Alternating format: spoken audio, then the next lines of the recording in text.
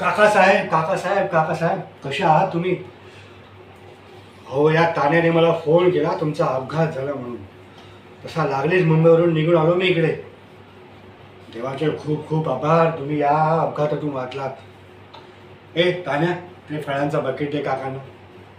अहो आता थँक्यू कशाला बोलता काकासाहेब?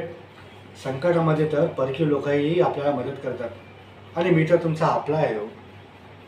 अहो आता तुम्ही मला नीच समजता, परक समजता, नालायक समजता, हलकट समजता, हरामखोर समजता. पण तुम्हाला सांगतो काकासाहेब, माझ्या मनात तुमच्याबद्दल खूप रिस्पेक्ट आहे हो. खूप रिस्पेक्ट आहे. अहो खूप उपकार आहेत तुमचे माझ्यावर. आणि म्हणूनच मी ठरवलं आहे, तुमची ही अवस्था ज्याने कोणी केली ना, साला त्याला आपण जिवंत नाही सोडणार. हां हां, आणि मला कळलं आहे हे कोणी केलं ते. त्या त्या नाग्याने केलं नाही हे सगळं. आत्ताच्या आत्ता जातो त्या नागाच्या डोक्यात 6च्या 6 बंदुकीच्या गोळ्या घालतो. बघा तुम्ही, ठाय ठाय ठाय ठाय ठाय.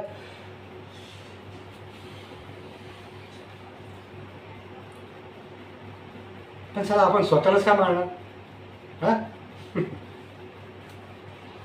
का आपण स्वतःलाच का मारणार? हा, मीच केलं हे सगळं. मीच घडून आणला तुमचा अपघात. कितींदा सांगितलं तुम्हाला की या संपत्तीचा वारस मला नेमा, या गावच्या आमदारकीचं तिकीट मला द्या. पण नाही, तुम्ही सत्यवान हरिश्चंद्र ना, तुम्ही ऐकलात नाही. आणि शेवटी हरामखोरी तर आमच्या नसानसामध्ये आहे की नाही? काय काकासाहेब, मला माहीत आहे की तुम्ही गेला ते हे सगळं माझंच आहे. पण कसं आहे ना, मला वाट बघायला नाही आवडत. हम्म. त्यामुळे आत्ताच सांगतो काकासाहेब, सुधरा.